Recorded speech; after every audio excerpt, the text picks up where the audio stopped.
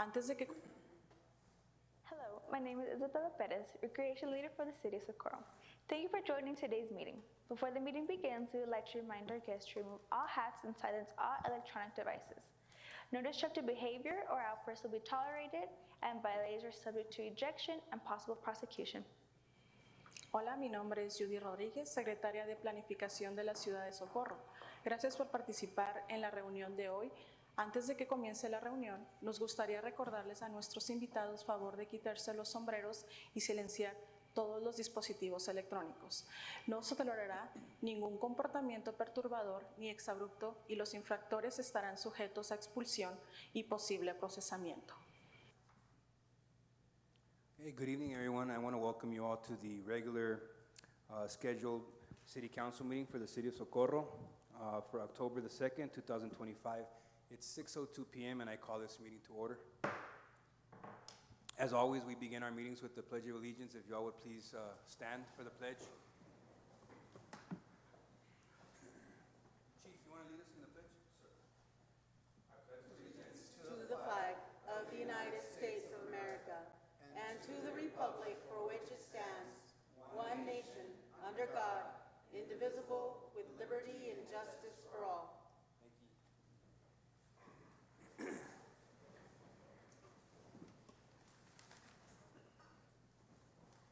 At this time, we'll go ahead and establish quorum.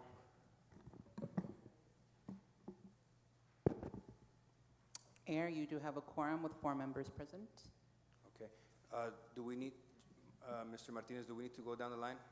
Okay, all right. For the record, I can say who's absent if you'd like, Mayor. No, we meet quorum.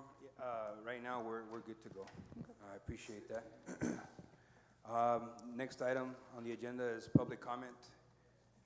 You have no speakers. We have no speakers for public comment. Do we have any online who signed up? No. Okay, thank you. Moving on to agenda item number 5. This is a recognition. This is for Ms. Juanita Quiñones Gándara for her outstanding contributions as a bilingual Spanglish children's author, guest speaker, educational consultant, and founder of an anti-bullying program. And so we wanted to recognize you here today on behalf of the City of Socorro. We know that you're doing some wonderful things out there. You've met with several of your old students as well, and you've met some new kids along the way who you've also shared your story with. I'd like to welcome you up to the microphone so that way you can share your story as well.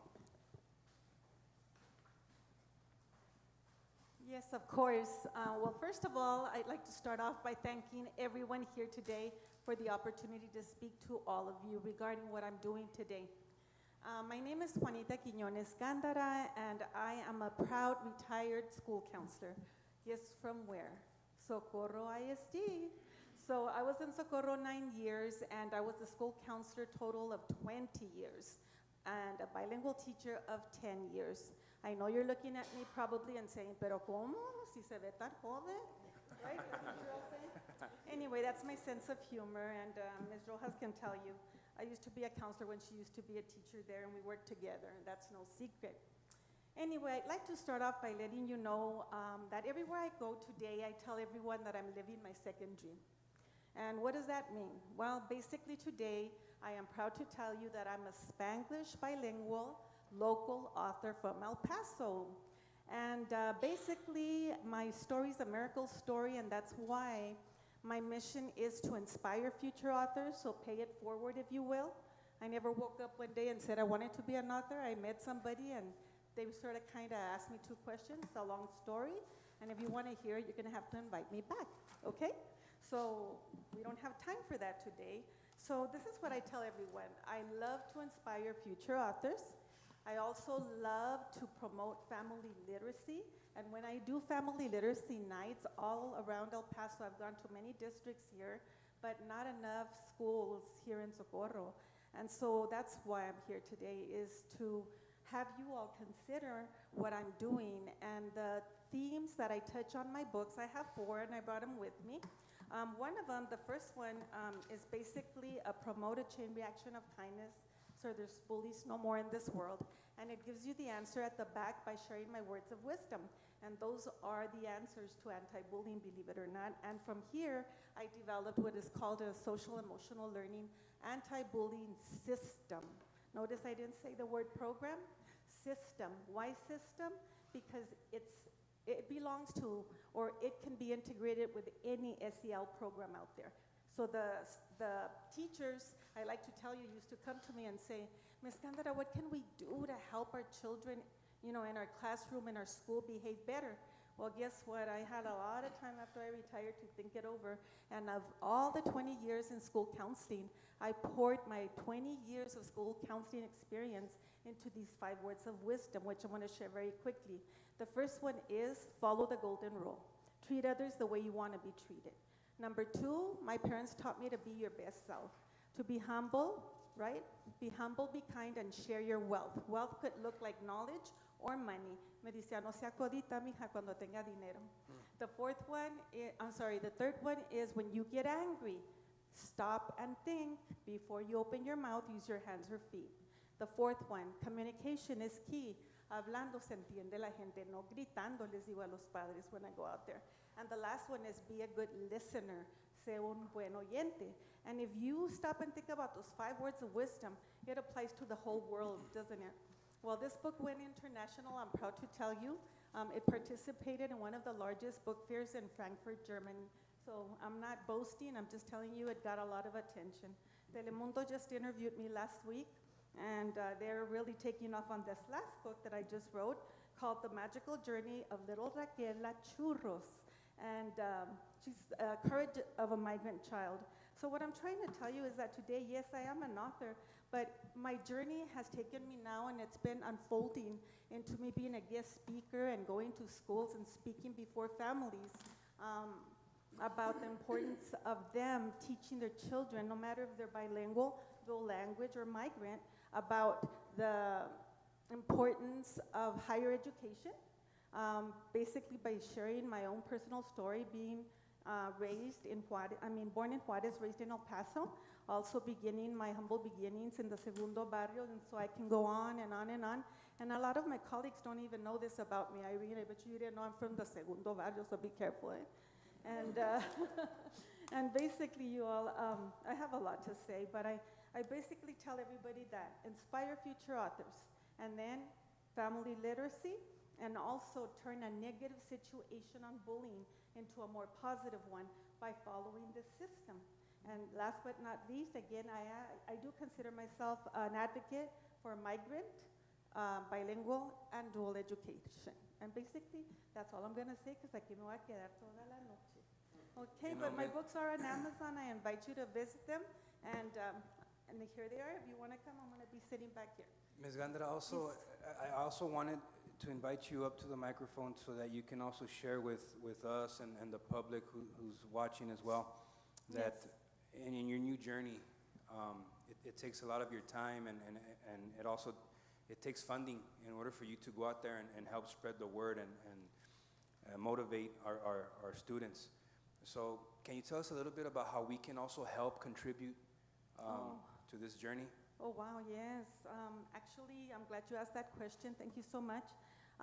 Actually, I'm very, very excited to tell you all I'm going to my first, well, God willing, ya me falta poquito, but I'm going to my first TABE conference, and it's being held in October 22nd, 23rd, and 24th. And what it looks like right now is I'm just lacking funds. You know, I've been paying on my own, out of my own pocket, and I would appreciate, any donations to be considered. And I have my Cash App and Zelle available if you do want to contribute, with no pressure whatsoever. But it is my first TABE conference, and I was contacted by the president of the organization when they saw my work on Twitter, because I'm always tweeting. Everybody thinks that's all I do, but no es cierto. Trabajo de lejos. And basically they saw me, and also another migrant speaker, if you will. He's very well known. His name is Miguel Castillo. He also saw me and said, Juanita, come down here. I want to introduce you to all the bilingual directors down here. And I'm like, pero mi hometown, I'm going to first start in my hometown. Dice, vente, vente anyway. And so that's what I need help with, to be very honest with you at this time. And I'm hopeful that our community can help contribute in that way as the way you've contributed to ours. And so, Thank you. do you all want to share any words? Ms. Yes, Rojas? I'm sorry. I want to thank you, Ms. Gandara, for being here, my true friend. You know, as she mentioned, we have worked together in the past, and it has been a true privilege. She's been there by my side as a counselor with our students, not even just with our students. As teachers, we need that support as well. So thank you for all your support. I know that you are a loving and caring professional, that you're sharing this wonderful message of anti-bullying. You've lived it, you've seen it, you were there with us in the trenches, and so it comes from heart. And I truly believe that you'll be doing great things. Thank you. You know, I hope our Socorro SISD community welcomes you also. Our community here in Socorro, we welcome you, you know, to participate and share your message. Thank you. Thank you all very much for your time again. And I just want to say that I am an approved vendor with Socorro ISD. Great. Thank you. Ms. Gandara, before you leave today, on Yes, sir. behalf of the City of Socorro, we do want to present to you a certificate of recognition. And this is in recognition of your outstanding contributions as a bilingual children's author, guest speaker, educational consultant, and founder of an anti-bullying program. Your dedication to inspiring young minds, promoting literacy, and fostering safe and inclusive communities has made a lasting impact. With gratitude and admiration, the City of Socorro honors your achievements and commitment to education and advocacy, given the second day of October 2025. If you'd like to come up here and gosh. receive it. Yes, thank you.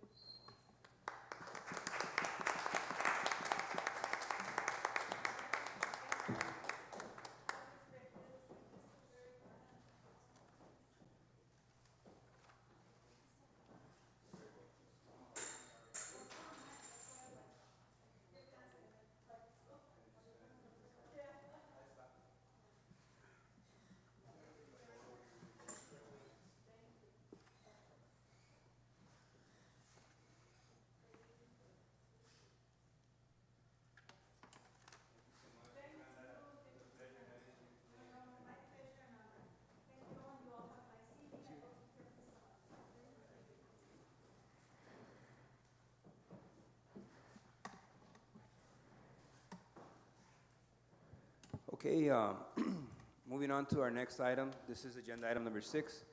This is a presentation by Mr. James Vasquez, our superintendent of Socorro Independent School District. This is regarding Proposition A, the SISD voter approval tax rate election. And I believe there was a presentation attached.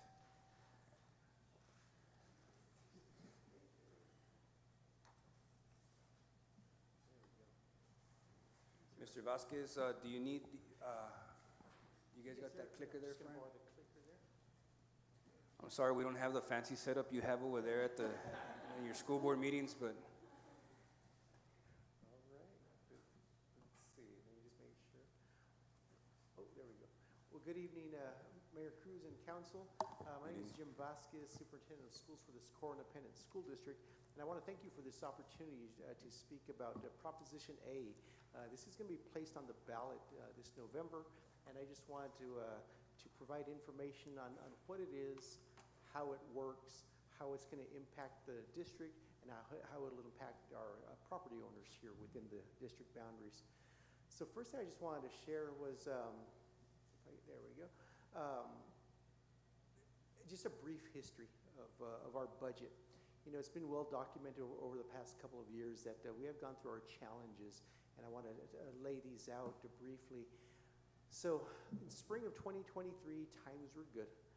We had our enrollment was at about 48,000 students, so we had grown to that amount.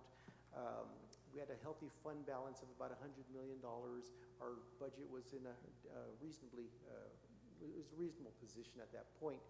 But then about a year later, the bottom started to fall out. Enrollment started to decline for the first time in the district's history. Our fund balance was reduced to about $50 million. You know, at that time, our superintendent was placed on leave as well, and that's when I stepped in. We went through some cuts at the district and campus levels. We reduced everybody's budget. we reduced about over 300 positions district-wide through attrition. And we closed some vacant positions as well, and at that point, we were able to pass a $24 million deficit budget. Last school year went on, continuing to face those difficulties that resulted finally in February of this year, where we had to call for a reduction in force. We had to reduce our workforce, and at the time, the number that was announced was 300 positions that were going to need to be reduced.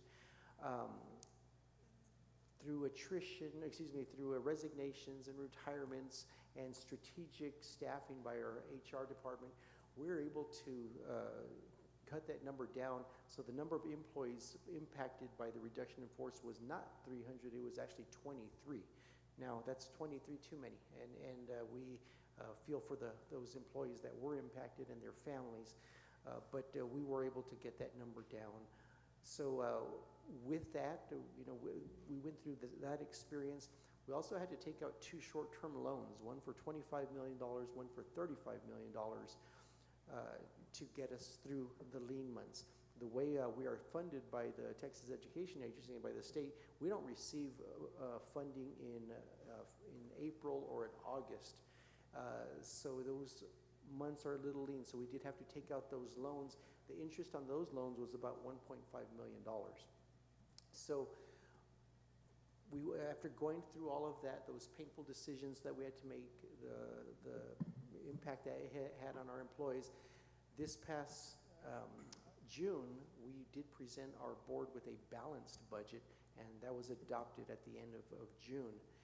Now, while we're proud of that, there are still some issues that we're still dealing with. One of them is the fund balance. So the fund balance is essentially our savings account.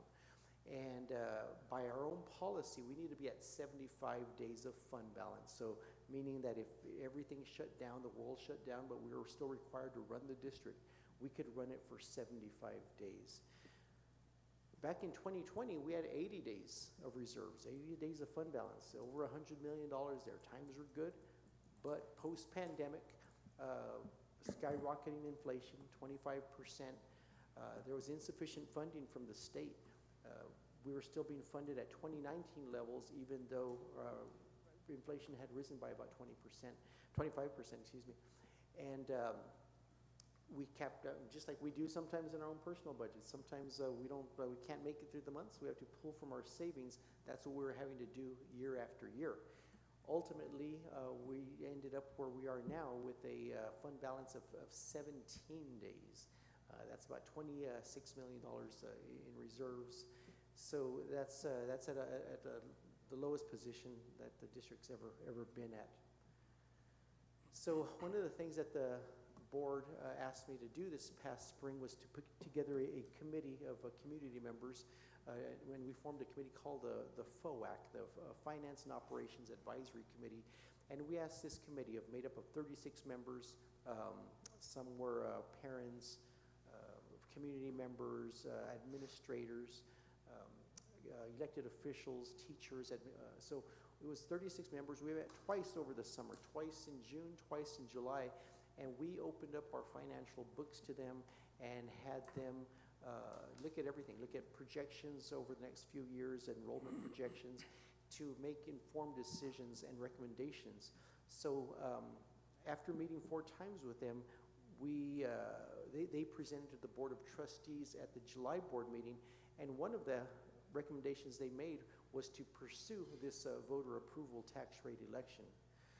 So what this is, it's an election, it'll be on the November ballot, and it would basically unlock funds that are currently, most of which are in Austin right now, and it would allow us to access that money. But it's not for me to decide, or it's not for the board to decide, it's for the voters to decide whether we can raise this tax rate to support the school. In order to present this and understand this a little bit better, you have to understand the way the tax rate works. So the tax rate is broken up into 2 different areas. The INS, or the interest in sinking, that's our debt service. We can only use that to pay down debt. You may remember that we passed a bond in 2017, and through the INS tax rate, that's what we're using to pay that down, kind of like our mortgage, those monthly payments. The other part of the tax rate is the M&O, or the maintenance and operations, and that's our daily operating budget. That's how we pay salaries, pay utilities, pay for materials and supplies and so forth. Together, that makes up the total tax rate. So, in the early 2000s, the state said, when they were discussing school funding, they said, you know, you can, school districts, you cannot exceed the set tax rate. The only way you can do that is if the voters say you can increase that. So they gave us 12 pennies that we can use to raise the tax rate by. They're broken up into golden pennies and copper pennies. So the golden pennies generate more revenue. Each golden penny for us would bring in $7.7 million. 6.2 of that would be from the state, not from our local tax base. 6.2 million would come directly from the state. 1.5 million would come from the local taxpayers. Together with those 3 pennies, that would bring in $23 million to the district. We also have 9 copper pennies. They don't bring in as much revenue, but each one would bring in about $3 million, about half from the state, half from our local tax base. Since we have 9 of those, that would bring in $26 million. Together, if we went for, we're going after all 12 pennies, that would bring in $49 million to our district year after year, and that would go to the M&O tax rate to pay for, you know, materials and supplies, salaries, and so forth.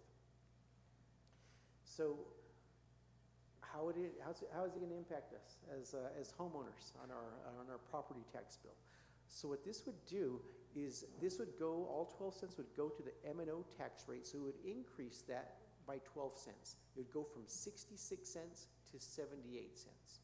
However, we would be decreasing our INS tax rate by 12 cents. We would go from 39 cents to 27 cents. So our current total tax rate is $1.05 for a $100 home valuation. It would remain at $1.05 even if we pass this. We're raising one but decreasing the other.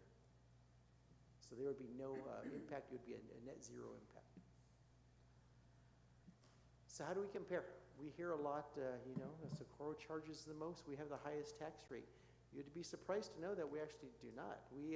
This is in comparison here to the other 2 large districts. El Paso School District is in yellow and Isleta is in the pink.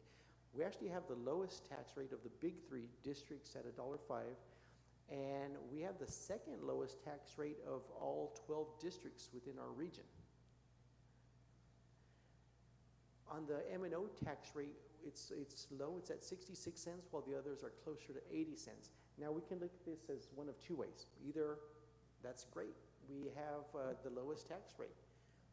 You can also look at it as El Paso and Isleta have a higher M&O tax rate, so does that mean they are bringing in more revenue for their students?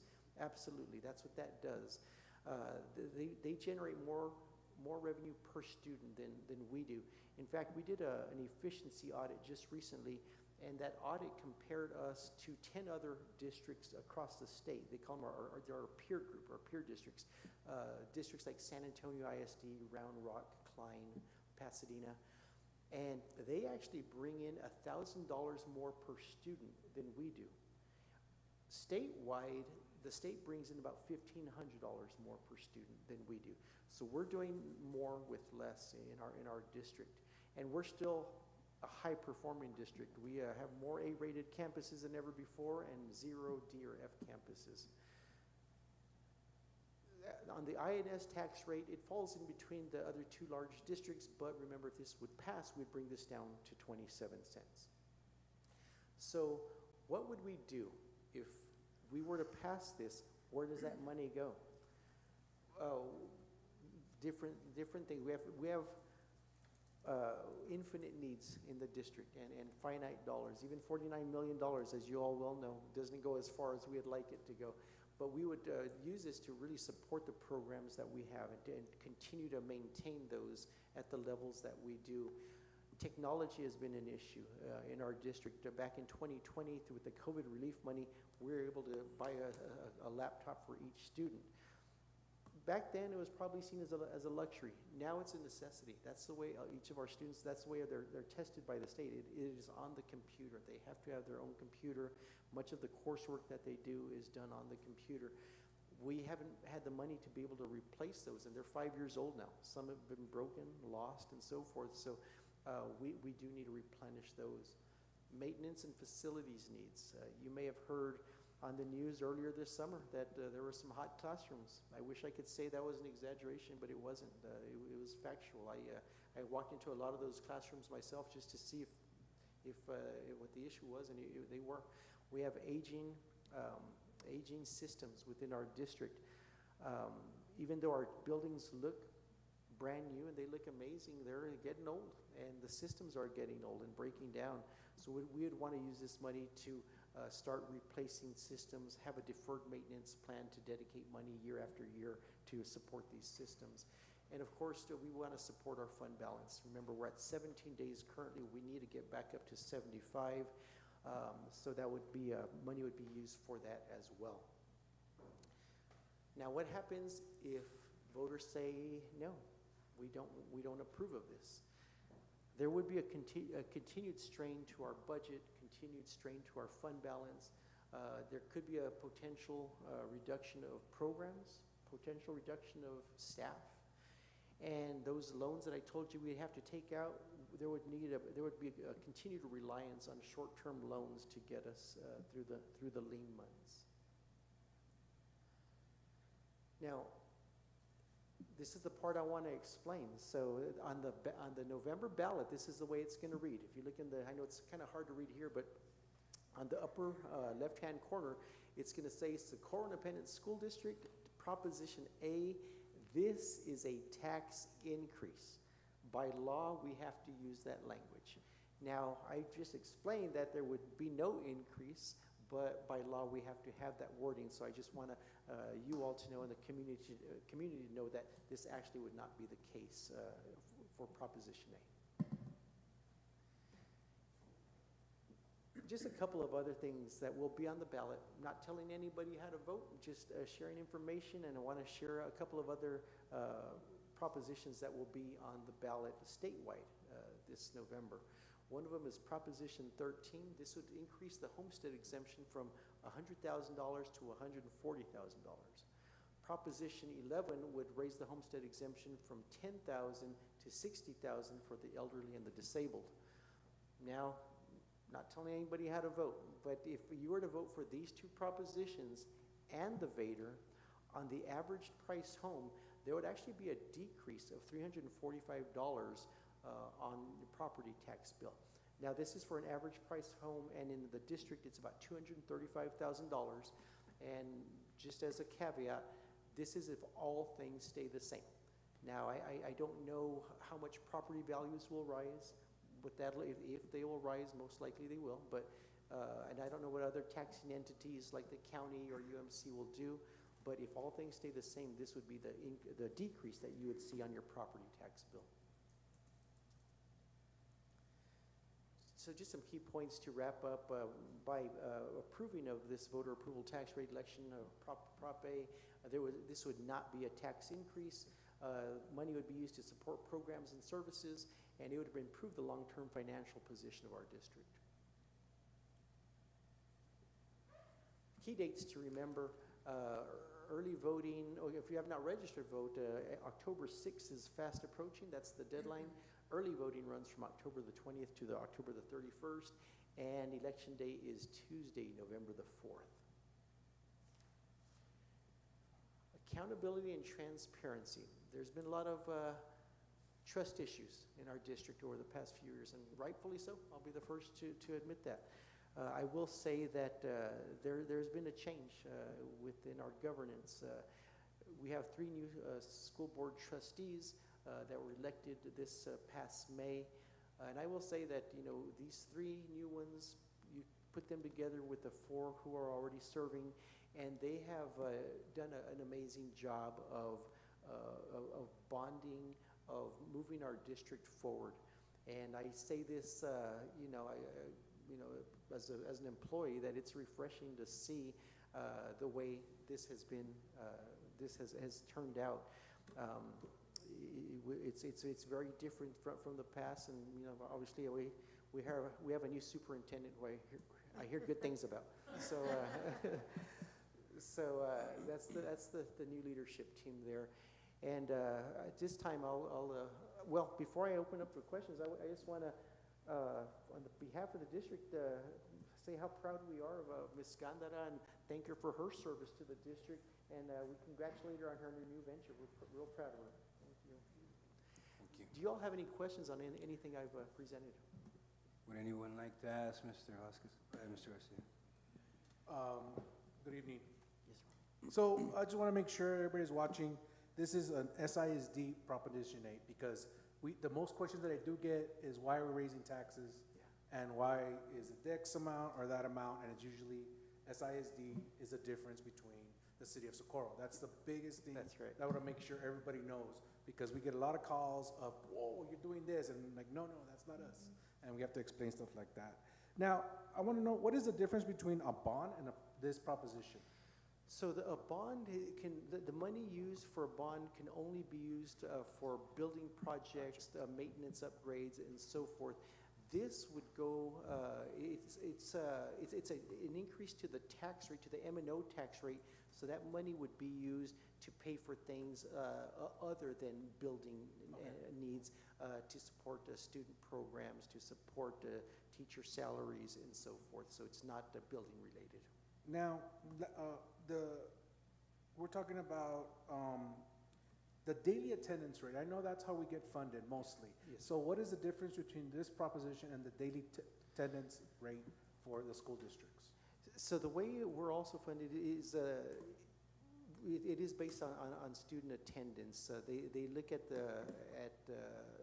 it's for example, we have an attendance rate of 97. Let me put it this way: we have a enrollment of about 46,000 students, but the way they calculate it is 94% is what we were at last year, our attendance rate. So it's like 94% of that 46,000. So that's how they would fund us there. So it's all tied into the attendance rate.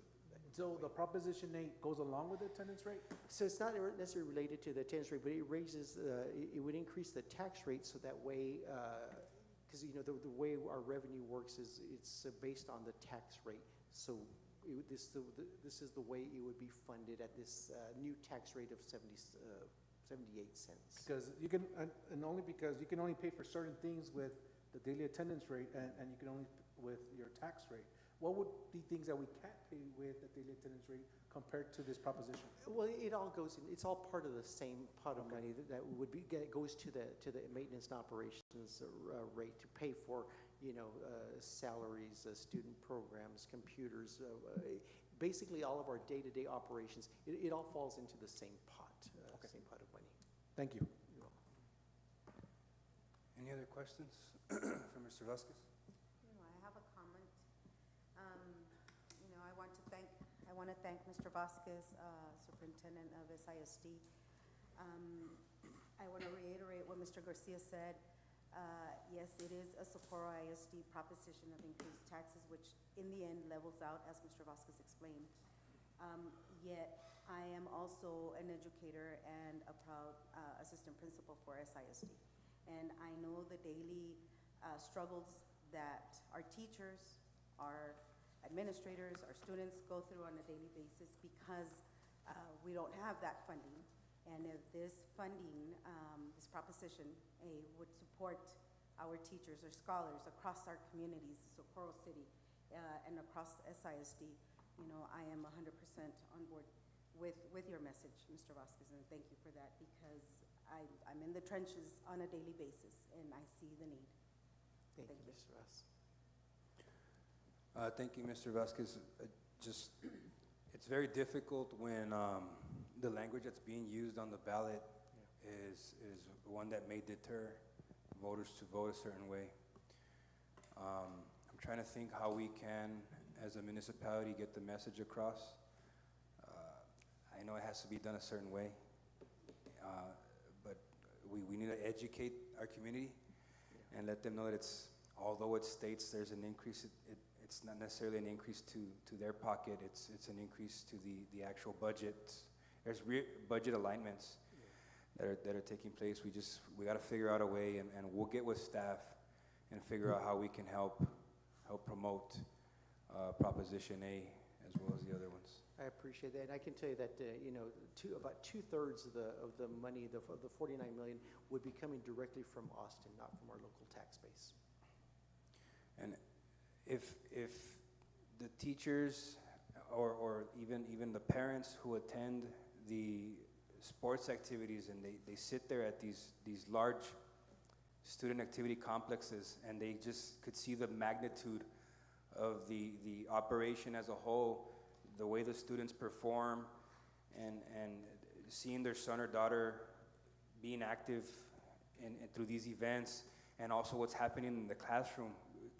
Us as parents aren't able to sit down in these classrooms and see and get first-hand experience as to what our students, our sons and daughters are experiencing in the classroom. It's very different from when we went to school, very different from when you went to school. So you're like 40 years older than me. But we need to see the value in all of that. We really do, because we hear ourselves complaining every day. Our students have to go to school with these busted ACs. Okay, so vote a certain way then. Vote for it then. Vote for a change. Vote to fix this so that we don't have to be asking for funding through financial institutions and having to pay out of our pocket, pay down on these loans. That's what's going to happen. We got to educate ourselves. We got to educate our community, and we got to understand what we're voting no to and what we're voting yes to. So I think that it's important to know that if our sons and daughters are really enjoying what they're experiencing right now in the school, it can only get better through Prop A. It will only get better through Prop A. I think that's the message that we also need to send as a community. But I appreciate the school district staying close to Socorro. This is where it all started. Yes, sir. And hopefully this committee can help support what was once started here and continue the tradition of a strong Socorro Independent School District. Thank you. And along with what Mr. Cruz is mentioning, that our parents are happy to have our students. If you're happy, then let's contribute. Let's make sure that this goes through. Not only on that term, there are parents that are not comfortable at this moment because of the class sizes. They are huge, and it is affecting our communities. It is affecting our teachers, their mental health, the students' mental being as well. It is an overall, so this proposition would alleviate that situation that we are currently facing in the district. And so even with the parents that are not happy because of that, this is a solution for it. Thank you.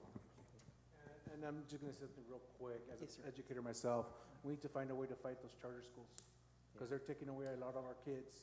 And I'm a proud anti-charter school person, because I am a public school teacher. And the thing is that this happens a lot, and the thing is, it doesn't work out, because when you want a charter school teacher and a public school teacher, there's a big difference, because we are certified up to our gills. So we gotta make sure that people know that, and we can hopefully spread that message, because that will bring more kids back to our neighborhood schools. Thank you. Absolutely. Thank you. All right. Thank you, Mr. Vasquez. Thank you all so much for We the opportunity. I appreciate appreciate the it. presentation. Thank you so much. We'll be at y'all's next meeting raising hell. Just y'all. No, I'm joking. I'm joking. Well, we're friendly. So the next agenda item here, moving on, is agenda item number 7. This is also a recognition for our 2025 Harvest Festival sponsors for their charitable contributions. And Mr. Reta, Victor Reta, placed this item on the agenda today. I'm sorry, Mr. Reta, go ahead. It's okay. Good evening, Mayor and Council. First and foremost, as you guys know, our events have gotten bigger and better as the years have gone by, but that hasn't been solely on the work of just staff.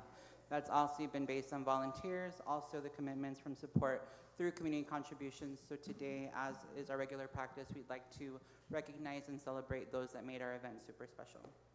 We do have some certificates to give out, which I'm gonna ask council to help me do, and then also take a group photo. We'll start out with Mr. Enrique Cisneros. Enrique Cisneros Insurance is one of our sponsors. Thank you. We also want to recognize Speaking Rock Entertainment. Thank you to Mayor, because in our finest hour, we really needed some support to get Johnny Cage. And we had two sponsors that did that, Speaking Rock Entertainment, and also those that are with us is Mr. Jose Padilla, capital partner with Delgado Acosta, Spencer Linebarger, and Perez. I hope I said that correctly. And we'd like to present both of them a certificate of appreciation as well. So if you would please stand up so we can give you an applause and also take a group photo.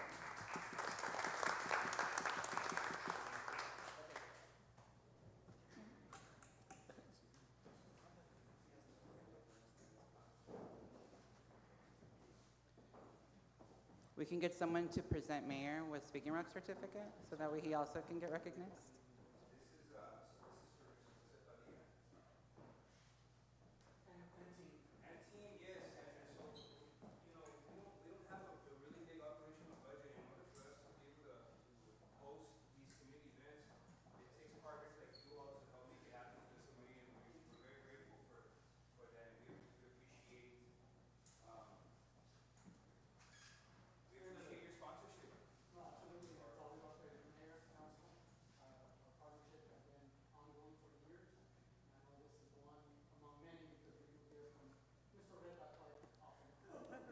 Thank you.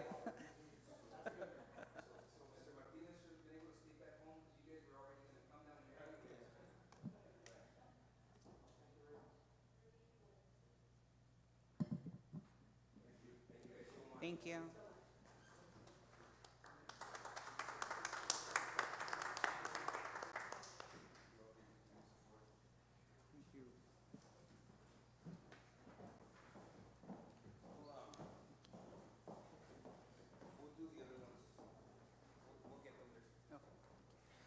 Our next event will be Friday, October the 24th at the Rio Vista Community Center, and that is our Freight Farm and National Night Out public event.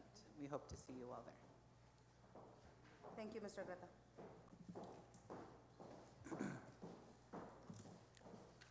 So moving on to consent agenda. Motion to approve consent agenda? A second? So there was a motion and second. All those in favor say aye. Aye. That motion carries. Moving on to regular agenda. This is agenda item number 22. This is a public hearing of an ordinance for the proposal amendment to the City of Socorro's master plan and rezoning of Lot 28, North Loop Acres subdivision located at 624 Hesse Drive, Socorro, Texas, from R1 single-family residential to an R2 medium-density residential to allow for a duplex. It's 6:44 p.m. and the public hearing is now open.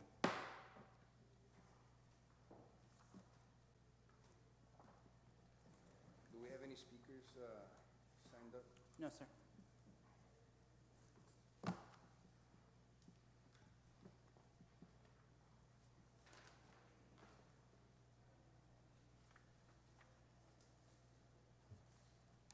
So as there's no public speakers for the hearing, we're going to go ahead and close the public hearing at 6:44 p.m. Agenda item number 23, this is the second reading and adoption of an ordinance for the proposed amendment to the City of Socorro's master plan and rezoning of Lot 28, North Loop Acres subdivision located at 624 Hesse Drive, Socorro, Texas, from R1 single-family residential to R2 medium-density residential to allow for a duplex. Motion to approve? Second? Thank you, Mayor and Council. Lorraine Quimito, City Planner.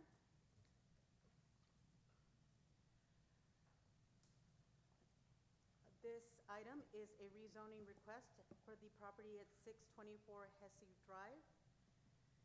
The property is located on Lot 28, North Loop Acres subdivision.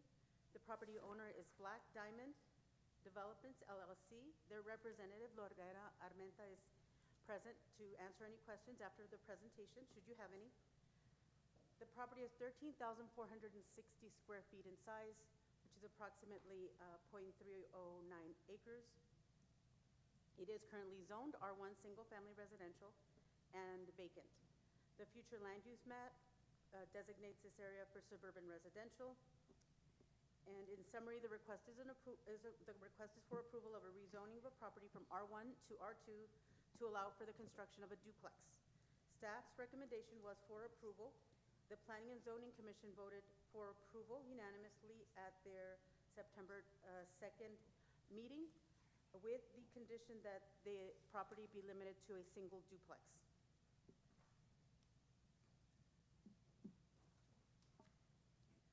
The property is located at Stedham Circle and Hesse Drive. As mentioned previously, it is zoned R1 and it is surrounded by R1 zoning district, except for across the street at Stedham with a special use zoning district for a church.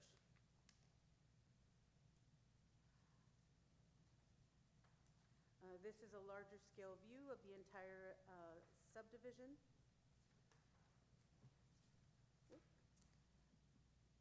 From the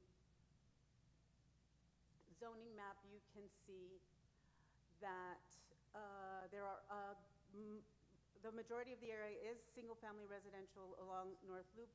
There are some C1 commercial lots and C2 commercial lots, and there has been a rezoning in the neighborhood just down the street on Hesse Drive from R1 to R2, and there are 4 vacant lots in this area.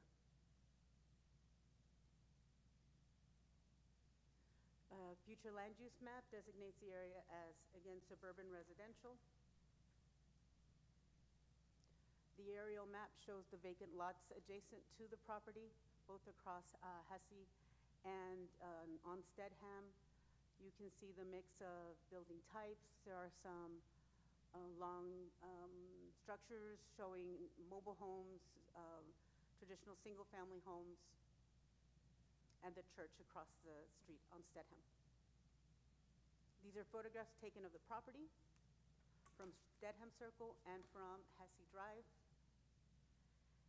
Property owners within 200 feet were notified of the request. There was a speaker at the Planning and Zoning Commission meeting asking for clarification about what was going to be built, their concerns with traffic, additional noise. There are 27 lots. Other than the person that spoke at the meeting, we did not receive any notices, any letters of support or against the project for the Planning and Zoning Commission meeting. But since that time, we did receive a letter which was shared with City Council from a resident within the notification circle, expressing their concern with traffic, improper notification, and general disapproval of the request.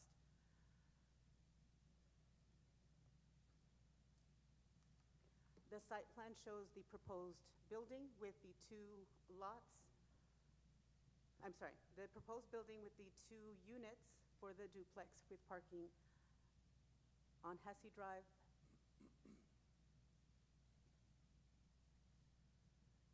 In summary, the request is for approval of a rezoning of a property from R1 to R2 to allow for a duplex with the additional condition placed by the Planning and Zoning Commission that they only be allowed a duplex. With that, staff can answer any questions, and again, Ms. Armenta is the representative and can answer any questions you might have as well. Do any members of council have any questions? So we all received a copy of one of our residents' letter that was typed up. And so in this letter, it addresses the notification process that the city has, limiting notifications to only those within a 200-foot radius is unfair, and it's inadequate. That's a standard practice for many municipalities, right, Ms. Kimito? That's correct. That's the minimum required. Okay, so, also in the letter, the resident states that this affects the entire neighborhood, not just the homes closest to the site. Important information has not been shared openly or in a timely manner, leaving residents to rely on word of mouth. This lack of transparency erodes trust between the city and its residents. They're strongly opposed to the construction of another duplex in the neighborhood because there's already been a duplex built a few houses away. What address are they referring to?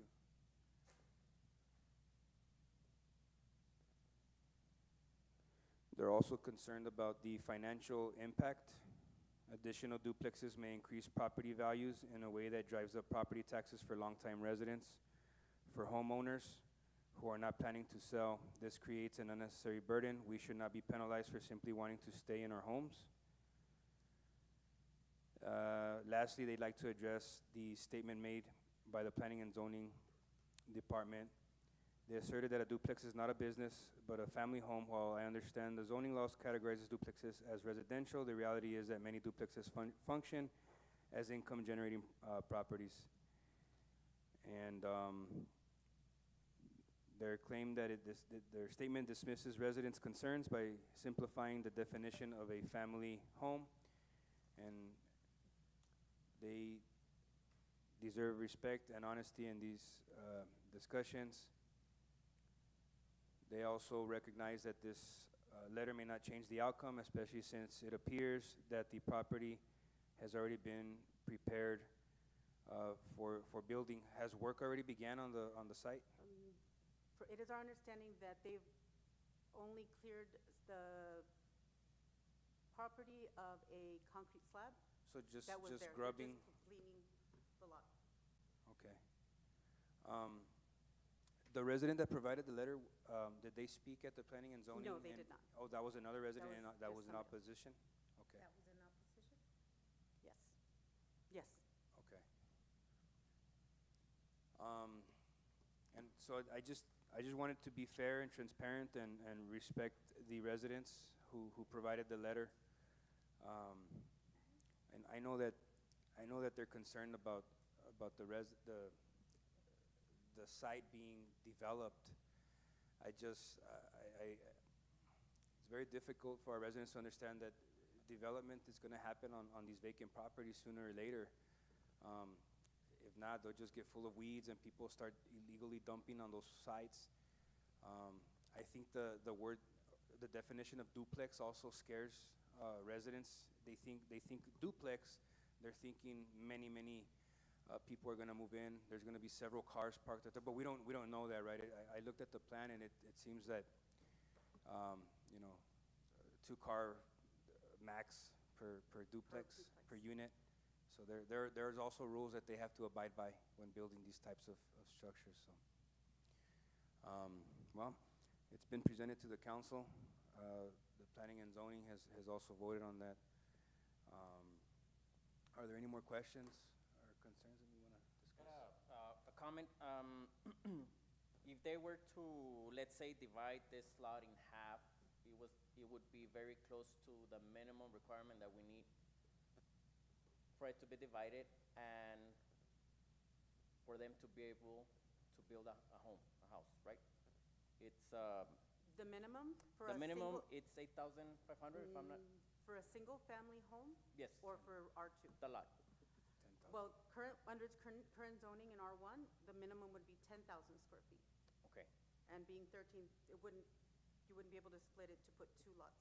But the R2, because we allow for more density, they could have more than that. But based on the size, they could have up to 4 units, but all they're proposing is 2. okay. Well, my comment would be if, let's say, they wanted to build more duplex, like you said, it's gonna be 4. It's their right to build up to 4. They're asking for just 2, which is half, and it being a duplex we don't allow as many cars as you would allow if it was a regular residential home. So I honestly don't see that it would affect greatly traffic. We're seeing 4 vehicles, if that. And like the mayor said, we're growing, and it's better to see a duplex, rather than an empty lot. I'm actually happy that nobody decided to build a mansion on that property, because property taxes would have really gone up around that area.